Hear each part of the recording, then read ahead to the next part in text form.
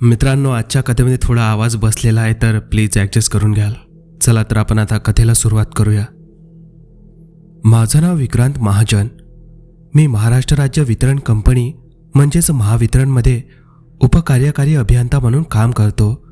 तुम्ही समजू शकता हे किती जबाबदारीचं पद आहे. सतत लाईव्ह वायरवर काम करणं, 24 तास ऑन कॉल असणं, त्यामुळे माझ्यासाठी सुट्टी म्हणजे असाध्य गोष्ट आहे. पण यावर्षी नोव्हेंबर महिन्याच्या पहिल्या आठवड्यात दिवाळीच्या निमित्ताने 4 दिवसांची सलग सुट्टी मिळाली.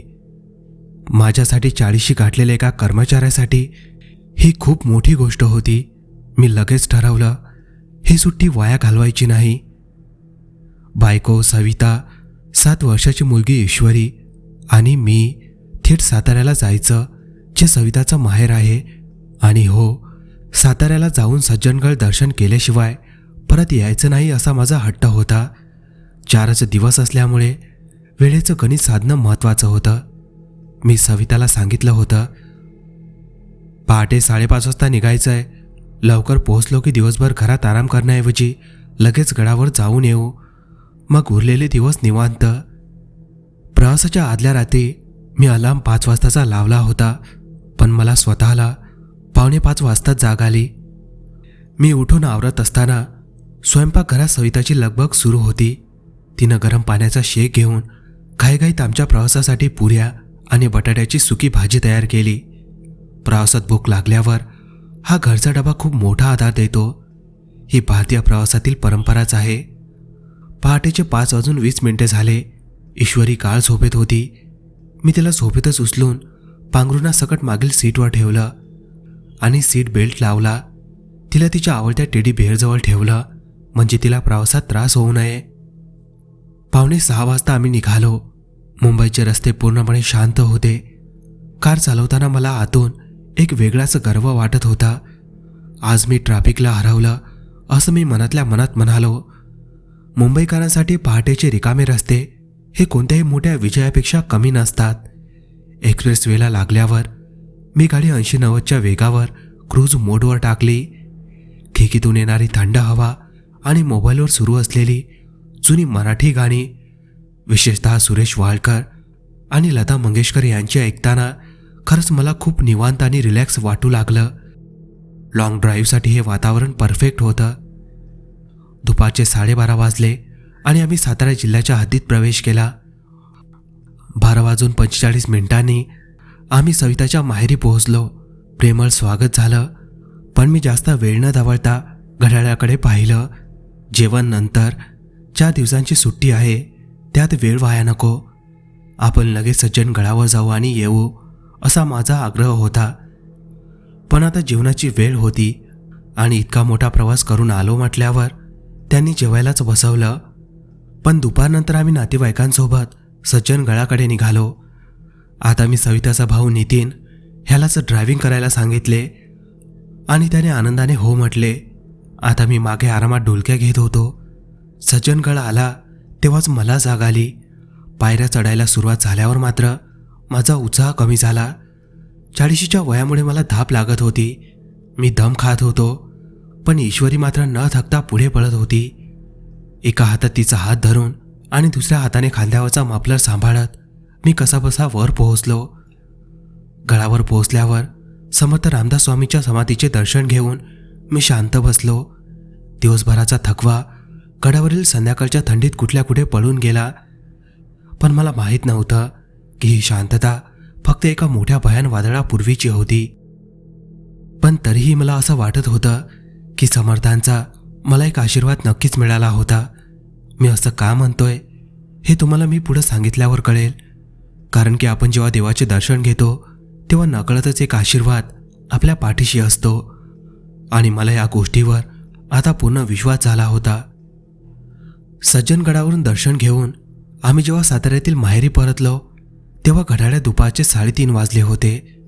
40 वर्षाच्या शरीराला दिवसभराच्या ड्रायव्हिंग आणि पायऱ्या चढण्याचा किती त्रास होतो हे मला तेव्हा कळलं. मी लगेच फ्रेश झालो आणि सविताच्या आईवडिलांनी मला आराम करण्यासाठी एक शांत बेडरूमची व्यवस्था केली होती. मी आत गेल्यावर बेडरूमचं दार लावलं. ईश्वरी तिच्या मामाच्या मुलांसोबत खेळायला लागली होती, त्यामुळे मला शांतता हवी होती. मी अंथरुणावर पडलो आणि कधी डोळा लागला मला कळलंच नाही. मी झोपलो संध्याकाळी 4 वाजता आणि उठलो थेट रात्री 8 वाजता. इतका वेळ झोपलो म्हणून मला थोडं संकोचल्यासारखं वाटलं, पण काल रात्रीपासूनच थकवा निघून गेला होता. मी उठून बाहेर आलो तर घरात जेवणाची तयारी सुरू होती. थंडी सुरू झाल्यामुळे लवकर जेवण उरकण्याची लगबग होती. मी हात धुवून दिवाणखान्यात आलो तर माझ्या वरिष्ठ अधिकाऱ्याचा फोन वाजला. माझा फोन सायलेंटवर नव्हता, त्यामुळे त्यांचा आवाज घरात सर्वांना ऐकू गेला. मी उठून बाहेर आलो, तोच माझा फोन वाजला. पाहिलं तर थेट मुख्य अभियंता शिंदे साहेबांचा कॉल होता. जय महाराष्ट्र सर, सगळं ठीक आहे ना? मी जेवणाची तयारी सुरू असलेल्या शांत घरातून बाहेर येऊन विचारलं. महाजन, तुम्ही कुठे आहात? लगेच मुंबईकडे निघा, तातडीची अडचण आहे. त्यांचा आवाज कमालीचा तणावपूर्ण होता. मी आतूनच वैतागलो, कारण आज मला खऱ्या अर्थाने आराम मिळणार होता. सर, मी साताऱ्यात आहे, कुटुंबासोबत सुट्टीवर. मी पुढे काही बोलणार त्याआधी शिंदे साहेबांनी मला थांबवलं. महाजन ऐका, ठाण्याजवळच्या आपल्या एका महत्त्वाच्या सबस्टेशनवर एक मोठं झाड कोसळलं आहे, त्यामुळे त्या परिसराचा वीज पुरवठा पूर्णपणे खंडित झालाय. पण सर, त्यासाठी लोकल टीम असेल ना? मी साताऱ्यातून. लोकल टीम आहे, पण फॉल्ट साध्या वायरचं नाहीये. मोठं नुकसान आहे आणि सर्वात मोठी समस्या दुसरी आहे. उद्या संध्याकाळपर्यंत मुख्यमंत्री महोदय त्याच परिसरात एका महत्त्वाच्या कार्यक्रमासाठी येणार आहेत. हा VIP कार्यक्रम आहे आणि मुख्यमंत्र्याच्या कार्यक्रमाला वीज नसेल तर आपल्या खात्याची काय अवस्था होईल विचार करा. तोपर्यंत आपल्याला सगळं नीट हवं आहे. माझ्या पायाखालची जमीन सरकली. मुख्यमंत्र्यांचा दौरा म्हणजे थेट मोठी बातमी आणि माझ्यासारख्या उपकार्यकारी अभियंत्यासाठी ही थेट इमर्जन्सी होती. मी नाही म्हणू शकत नव्हतो. ओके सर, मी लगेच निघतो, सकाळपर्यंत पोहोचतो. माझा वैताग गिळून मी बोललो. फोन ठेवला आणि माझ्या चेहऱ्यावरचा तणाव बघून घरात सगळ्यांना कळून चुकलं. काय झालं विक्रांत, तुम्हाला जायचंय? सवितेच्या डोळ्यात काळजी होती. हो सविता, खूप मोठं काम आलंय. मुख्यमंत्री उद्या तिकडे येणार आहेत, त्यामुळे मला आताच निघायला लागेल. सर्वांनाच वाईट वाटलं. सविताने मला जेवण करण्यासाठी खूप आग्रह केला. मी ताटावर बसलो खरा, पण कामाच्या ताणाने आणि एवढ्या रात्री लांबचा प्रवास करायचा असल्याने माझा मूड पूर्णपणे ऑफ झाला होता. जेवण माझ्या कशाखाली उतरत नव्हतं. मी कशीबशी एकच पोळी खाल्ली आणि लगेच उठलो. माझा प्रवास सुरू झाला 9:30च्या सुमारास. सविता दारापर्यंत आली. काळजी घ्या विक्रांत, लवकर परत या. ईश्वरी काल झोपेत असल्याने तिला काहीच माहीत नव्हतं. बघू सविता, इतका लांबचा प्रवास आहे, कळवेन तुला, मी तोंड पाळून म्हणालो.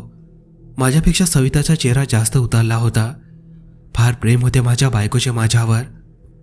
मी राष्ट्रीय महामार्ग NH-48 वरून वेगाने कार चालवत होतो. थंडी चांगलीच होती. आता पोटात भूक जाणवायला लागली होती. ड्रायव्हिंग केली की भूक लागतेच, त्यात थंडीचे दिवस. साताऱ्याहून निघून 2 तासांपेक्षा जास्त वेळ झाला असावा. रात्रीचे 11:30 वाजले होते.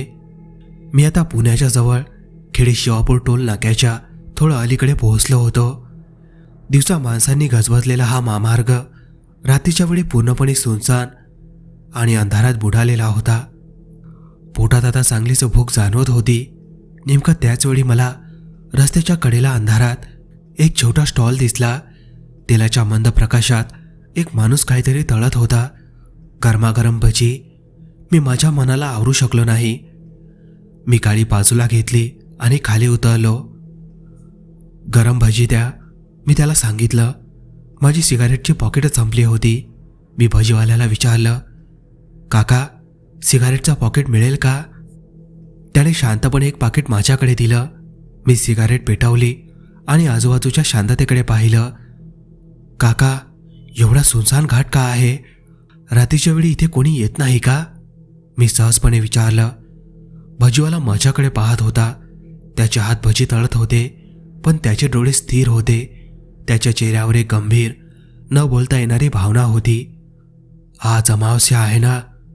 अमावस्येच्या रात्री हा घाट असाच असतो. तुम्ही पण सांभाळून राहा. कधी कुठला मुर्दा तुमच्या गाडीसमोर येईल सांगता येत नाही. तो एकदम शांतपणे म्हणाला. मला हसू आलं. मी त्याला वेडा समजलो, पण त्याने आपली गंभीरता सोडली नाही. तो पुढे म्हणाला, हे फार लागतं. नुसता मुर्दा नाही समोर येणार. इथून गाडीत घुसण्याचा फार प्रयत्न केला जाईल तुमच्या. तुम्ही कोणालाही गाडीत बसण्याची परवानगी देऊ नका. माझी भजी खाऊन झाली. मी पैसे दिले आणि हसून त्याला म्हणालो, काका जरा कमी पिझ्झा. आणि मग मी सिगारेटचं पाकिट घेऊन गाडीत बसलो. मी आरशातून पाहिलं तर भजीवाला अजूनही माझ्याकडे पाहत होता. त्याच्या नजरेत भीती नव्हती, पण एक तीव्र सूचक इशारा होता. जणू तो म्हणत होता, माझं ऐकलं नाहीस, आता भोग. मी दुर्लक्ष करून गाडीचा वेग वाढवला. मला खरंच माहीत नव्हतं, भजीवाल्याचा तो इशारा माझ्या आयुष्यातील सर्वात भयान रात्रीची सुरुवात ठरणार होता. मी भजीवाल्याच्या स्टॉलवरून निघालो आणि गाडीचा वेग वाढवला. रात्रीचे 11:15 वाजले होते. माझे पोट भरले होते, पण डोक्यात कामाचं आणि परतीच्या प्रवासाचं टेन्शन होतं. मी विचार करत होतो, काय सुट्टीचा बेत होता आणि आता परत याच प्रवासाला लागावं लागलं. पण सरकारी नोकरीत तक्रार करून चालत नाही. मी स्वतःला समजावलं, आता काम तर उद्या दिवसभराचं असेल, पण तोपर्यंत काय करायचं? माझ्या मनात एक नवीन विचार आला आणि मी थोडासा खुश झालो. आता मुंबईला घरी एकटाच असणार, बायको नाही, मुलगी नाही. म्हणजे मित्रांना घेऊन मस्त एक पार्टी करता येईल, घसा मस्त शेकता येईल. मी या उत्साहात असतानाच अचानक माझ्या गाडी खालून काहीतरी गेलं. जोरदार धप्प असा आवाज आला. गाडीला एक मोठा झटका बसला. माझ्या अंगावर अक्षरशः काटा आला. मी घाबरून लगेच ब्रेक मारला आणि गाडी खंडाळ्या घाटाच्या एकदम सुनसान भागात बाजूला घेतली. हा घाट त्याच्या वळणांसाठी आणि अपघातासाठी ओळखला जातो. मी धावत खाली उतरलो. रात्रीची थंडी असूनही मला घामाघूम झालं होतं. मी टॉर्च लावली आणि गाडीच्या खाली पाहिलं. तेथे काहीच नव्हतं, ना रक्त, ना कुठला प्राणी, ना वस्तू. आजूबाजूला नजर टाकली तर दूरवर कोणतीच गाडी नाही आणि माणसाची चाहुलही नाही. संपूर्ण रस्ता भयान शांत होता. माझ्या अंगातली तर्कशक्ती म्हणत होती की काहीच नाहीये, पण माझा अनुभव खोटा नव्हता. धक्का बसलेला खरा होता. आणि नेमकं त्याच क्षणी माझ्या डोक्यात भजीवाल्याचे वाक्य घुमायला लागले. पहिलं वाक्य, कधी कुठला मुर्दा समोर येईल सांगता येत नाही. आणि दुसरं आणि अधिक भयावह वाक्य, इथून गाडीत घुसण्याचा फार प्रयत्न केला जाईल तुमच्या. तुम्ही कोणालाही गाडीत बसण्याची परवानगी देऊ नका. माझे हातपाय थरथर कापू लागले. मी घाबरून पटकन गाडीत बसलो आणि सर्व दरवाजे आतून लॉक केले. हृदय प्रचंड धडधडत होतं. मी स्वतःला बचावलं. विक्रांत, शांत हो. आपल्याला फक्त हा घाट पार करायचा आहे. कोणी आलं, कोणी दिसलं तरी गाडी अजिबात थांबवायची नाही. मी गाडीचा वेग वाढवला. लिफ्ट मागणारे, मदत मागणारे कोणीही दिसले तरी दुर्लक्ष करायचं, हा माझा निश्चय झाला. मी जवळपास अर्धा तास अत्यंत वेगाने गाडी चालवली. रात्रीचे 12:30 वाजले असावेत. थोडं अंतर पुढे गेल्यावर माझ्या गाडीच्या हेडलाईटमध्ये रस्त्याच्या कडेला एक आकृती दिसली. दुरून पाहिलं तर ती एक बाई होती आणि तिच्या कडेवर एक लहान मुलगी होती. माझा लिफ्ट न देण्याचा निश्चय आठवला, पण त्या बाईने गाडी थांबवण्यासाठी हात करायला सुरुवात केली. मी दुर्लक्ष करण्याचा प्रयत्न करणार होतो, पण अचानक माझं लक्ष तिच्या कपड्यांकडे गेलं. बाईने एक चमकदार शिफॉनची साडी घातली होती. मी तिला ओळखलं. ही तीच साडी होती जी सविताने सज्जनगडला जाताना घातली होती. साडीच्या त्या ओळखीमुळे माझ्या हृदयात धडधड सुरू झाली. माझं लक्ष तिच्या कडेवरील मुलीकडे गेलं. त्या लहानग्याने घातलेल्या निळ्या रंगाचा फ्रॉक माझ्या ईश्वरीचा होता. माझ्या डोक्यात एका क्षणात एकच नाव आलं, सविता. मी गाडीचा वेग कमी केला. लांबूनच अजूनही त्यांनाच पाहत होतो. मला त्यांच्या बाजूला एक कार दिसत होती. मी नंबर प्लेट पाहिली. ही तर सविताच्या भावाची कार होती. माझा गोंधळ वाढला. माझा तर्कशील मेंदू हजार प्रश्न विचारत होता. सविता इथे कशी काय? ती इतका कमी वेळात साताऱ्याहून इथे येऊ शकत नाही. मी 9:30ला निघालो आणि तिने 3.5 तासात मला गाठलं. ती इथे एकटी का उभी आहे? तिच्या भावाची कार आहे, पण भावाला काय झालं? इथे थांबायचं कारण काय? जर सविता इथे होती तर मला फोन का केला नाही? माझा थरकाप उडाला. भजीवाल्याने दिलेला इशारा आठवला, कोणालाही गाडीत बसण्याची परवानगी देऊ नका. पण समोर असलेली व्यक्ती माझी बायको सविता वाटत होती आणि तिच्या कडेवर माझी मुलगी ईश्वरी झोपलेली वाटत होती, अगदी हुबेहूब. मी जसजसा जवळ जात होतो तसं माझं डोकं एकदम चढले, भोवळ आल्यासारखे. पण माझ्या तेव्हा लक्षात आलं नाही. मी जवळ जाऊन पाहिलं, ती खरंच माझी बायको सविता होती आणि तिच्या कडेवर ईश्वरी झोपलेली दिसत होती. माझ्या तर्कशक्तीला एकीकडे धक्का बसला होता, पण दुसरीकडे माझ्या मनात थांबायलाच हवं या भावनेने घर केलं. डोकं आणखीनच जळ पडलं आणि माझी जणू विचार करायची शक्तीच कोणी काढून घेत आहे असा भास होत होता. मी खिडकीची काच खाली केली आणि तेव्हा मी सिगारेट पीत होतो. तर मी एकदम आश्चर्याने विचार केला.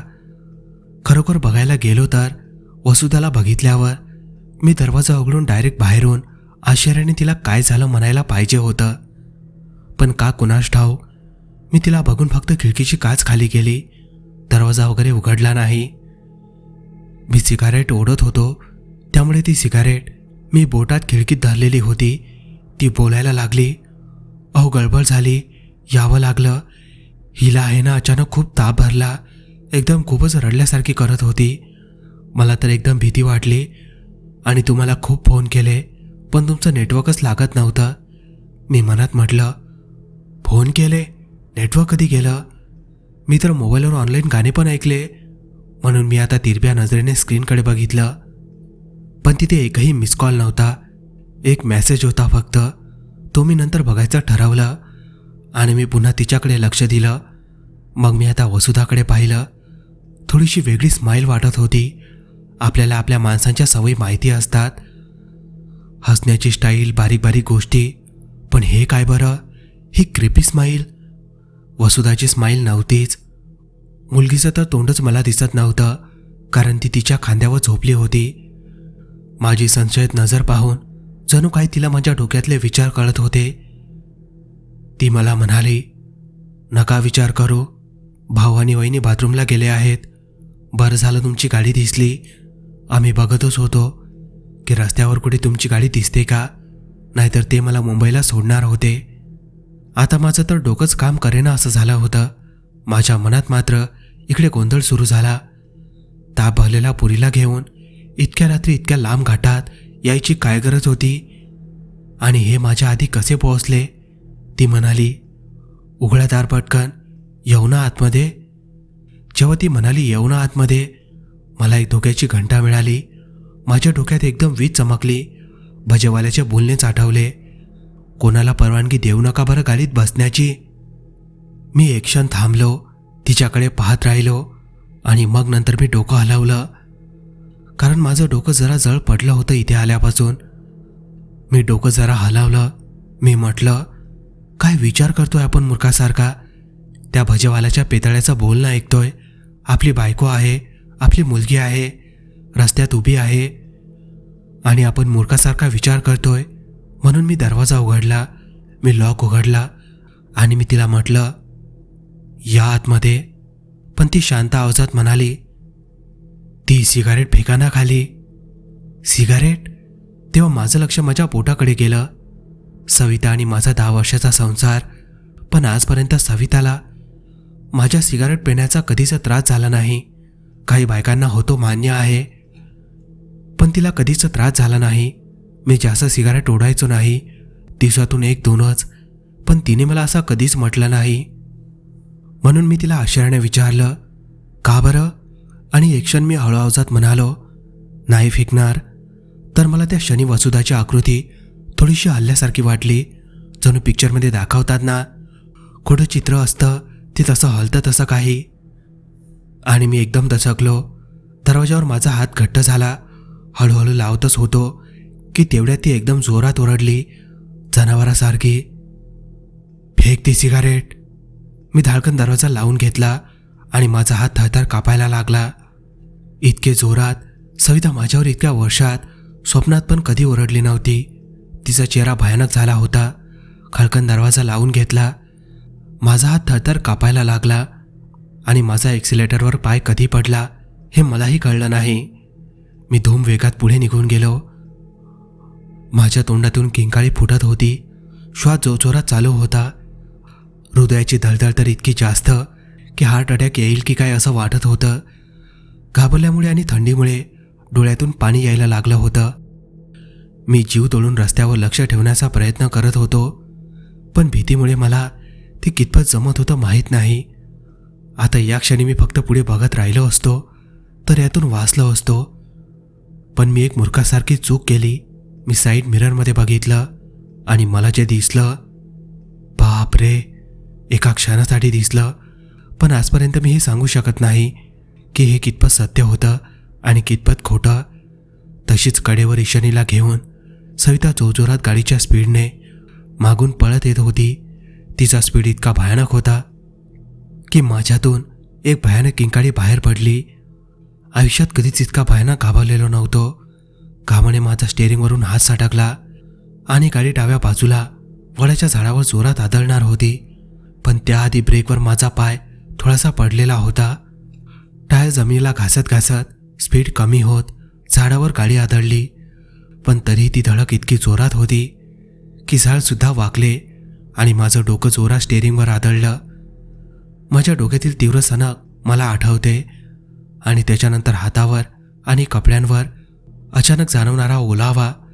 थंडीमुळे तो ओलावा जास्तच मला बोचत होता, रक्ताचा ओलावा. त्यानंतर माझी शुद्ध हरपली. जेव्हा मला जाग आली तेव्हा सूर्यकिरण माझ्या डोळ्यावर येत होती आणि एक माणूस मला गाडीतून बाहेर काढत होता. त्याचा आरडाओरडा, त्याची धडपड पाहूनच मला जाग आली. अरे काय झालं, काय झालं? तो मला हळूहळू बाहेर काढत होता. त्यांनी कमरेला धोतर बांधलेलं होतं, गळ्यात फक्त जानवं होतं. तो पुजारी वाटत होता. अहो काय झालं?